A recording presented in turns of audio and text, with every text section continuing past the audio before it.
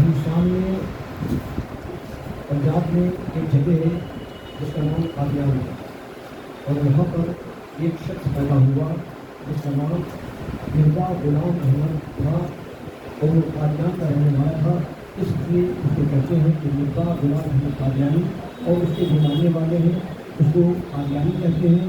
اور اس نے حضور کی خاتمیت کا انکار کیا کہ حضور آخری نبی ہے، یہ انکار کیا کہ حضور آخری نبی نہیں ہے، اس کا انکار کیا، اور صرف نہ اتنا اس نے کیا بلکہ نبوت کا دعویٰ بھی کیا، اپنے آپ کو عیسیٰ علیہ السلام میں ہوں اس کا دعویٰ کیا، اور امام مہدی ہوں اس کا دعویٰ کیا، اور بعض جگہ پر تو وہ اس حد تک پہنچ گیا کہ جب نبی بننے کا دعویٰ کرتے تو خدا بننے کا بھی اس نے دعویٰ کیا۔ اس طریقے سے اس کا عقیدہ تھا، اور اس کے ماننے والوں کو قادیانی کیا۔ یہ کہاں پر تھا؟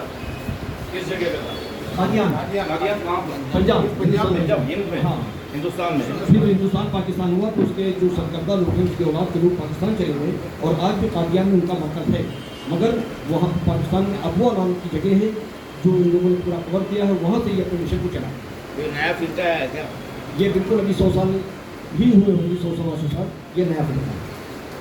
اور حضور کی حدیث ہے کہ حضور نے فرمایا کہ میرے پاس بہت سے لوگ جو ہیں مفہوم یہ ہے کہ جو جھوٹی نبوت کا دعویٰ کریں گے، اس میں مسلمہ قذاب بھی تھا، جس کے تعلق سے حضور نے صحابہ نے حضرت سیدنا صدیق اکبر رضی اللہ تعالیٰ عنہ کے دور میں اس کو قتل کیا، اس کے ساتھ جنگ ہوئی، اور اتنی بڑی جنگ ہوئی کہ اتنے صحابہ کسی جنگ میں شریک نہیں ہوئے، جتنے شہید نہیں ہوئے جتنی جنگ یمامہ میں شہید ہوئے۔ حضور کی حدیث میں یہی جو آپ کی چیز ہے اس میں بتایا کہ آپ صلی اللہ علیہ وسلم نے بتایا تھا کہ 33 لوگ ایسے ہیں جو نبوت کا دعویٰ کریں گے۔ اس میں یہ شبہ کہ پہلے سے ہے یا یہ اور اس کے پہلے بھی بہت سے لوگ ہوئے ہیں، اور اس کے اندر اب جو ہے اس دور میں تھوڑا خلاصہ ہو جائے۔ حضور کی حدیث ہے کہ میرے پاس نبوت کا دعویٰ کرنے والے لوگ پیدا ہوتے رہیں گے، اور اسی طریقے سے کچھ لوگ ہوتے رہے، اور اس دور میں مرزا غلام احمد قادیانی نے نبوت کا دعویٰ کیا، اس لیے پوری دنیا کے علماء، عرب مہاجن کے علماء نے اس کو خارج اسلام اور کافر مرتد قرار دیا۔ ہندوستان میں تو اس کا کچھ مانیتا نہیں ہے اس کے لیے، وہ تو پاکستان میں کر رہا ہے، تو ہندوستان میں اس کی جب مانیتا ہی نہیں ہے، جب اس کا کوئی لاگو ہی نہیں ہوگا تو ہندوستان میں بھی اس پہ کیا بولتا ہے آندولن کر کے کیا فائدہ؟ نہیں دیکھیے بات ہے نا، یہ مذہبی معاملہ ہے، میری زمین جائیداد کا معاملہ تو نہیں ہے۔ ہندوستان میں ہمارے ہندو بھائی رہتے ہیں، میں نے پہلے کہا نا کہ اگر کسی اور کنٹری میں مہابھارت، گیتا، رامائن، کسی بھی دھارمک پستک یا کسی مذہب کی اگر اس کے خلاف کوئی کام ہوگا تو ہندوستان کے ہمارے ملکی بھائی بھی اس کے خلاف احتجاج کریں گے۔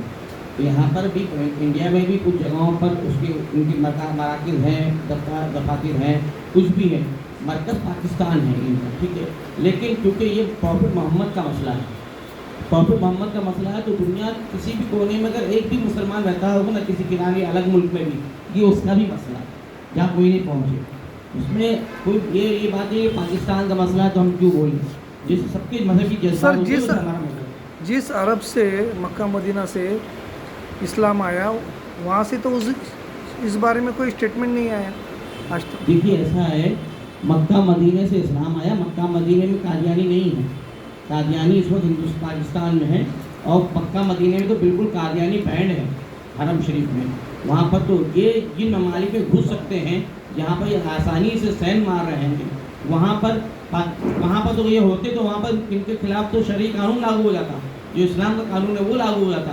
یہ ہمارا ملک ہے، ہم جو یہاں پر جمہوریت ہمیں ملا ہے، ہم اس کے اندر اپنے جذبات کا اظہار کر رہے ہیں اور اس کی بات رکھ رہے ہیں، یہ ہمارا جذبہ ہے، یہ ہمارا مذہبی پہلو ہے، اس کو ہم اپنے رکھ رہے ہیں تاکہ دنیا اس کو یہ پاکستان تک بات پہنچے، کیونکہ پاکستان اپنے آپ کو اسلامی ریپبلک کہتا ہے کہ میں اسلامی ملک ہوں۔ اگر اسلامی ملک ہے تو اس کے ملک میں ایسا غلط اسلام کے خلاف کام ہوگا تو یہ اس سے بڑا جھوٹا کون ہو سکتا ہے؟ تو قادیان لوگوں کی پہچان کیا ہے؟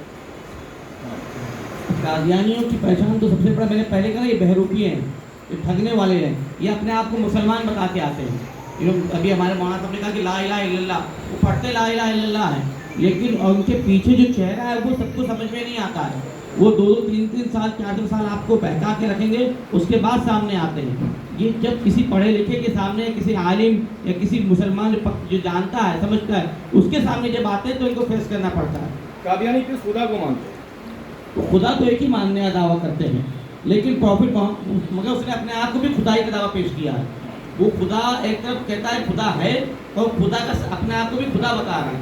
जो इस्लाम का बुनियादी अकीदा है कि खुदा के बाद तो खुदा मानते नहीं, उसमें भी वो धोखा दे रहा है, और प्रॉफिट के बाद हम प्रॉफिट मानते नहीं, उसमें भी वो धोखा दे रहा है। तो वो खुद झूठा है, उसको खुद नहीं पता वो क्या है। ये एहतजाज जो होगा मौलाना साहब, एहतजाज जो होगा ये सिर्फ देश भर में, मुंबई में होगा या पूरे देश में एहतजाज होगा? हम हर जगह होगा। हम कोशिश करेंगे कि पाकिस्तान के एम्बेसिडर जहाँ हैं, एम्बेसडर जहाँ हैं, वहाँ हाई कमीशन के वहाँ जाएँ, अपना एहतजाज दर्ज करें। क्योंकि देखिए, हमें जो भी एहतजाज करना भी है वो उसको ख्याल रख के करना है कि हमारे मुल्क का भी अमन अमान बाकी रहे, और हमारी बात भी पाकिस्तान के ऐवान तक पहुँचे, और उनको समझ में आए कि तुम दुनिया को, अपने आप को मुसलमान करते हो, तुम्हारे वहाँ क्या हो रहा है। हम अपनी बात भी पहुँचाना चाहते इसका हैं। निर्णय दिया हुआ है सरकार को? देखिए, पहले तो फर्ज करके आपके जरिए अपनी बात पहुँचा रहे हैं। पहला स्टेप हम शुरू कर दें, ये पहला स्टेप बढ़ेगा। देखते हैं पाकिस्तान में क्या इस पर रद्द अमल शुरू है। अभी फिलहाल हम जो देख रहे हैं, पार्लियामेंट देख रहे हैं पाकिस्तान का, वहाँ की बहस देख रहे हैं। हो सकता है कि उसकी नौकरियाँ पाकिस्तान के पार्लियामेंट पास हो जाए और उन फैसले वापस लिया जाए, तो फिर अगर ऐसी नौबत नहीं आ जाएगी तो बात तो की नहीं, तो फिर आगे देखा जाएगा।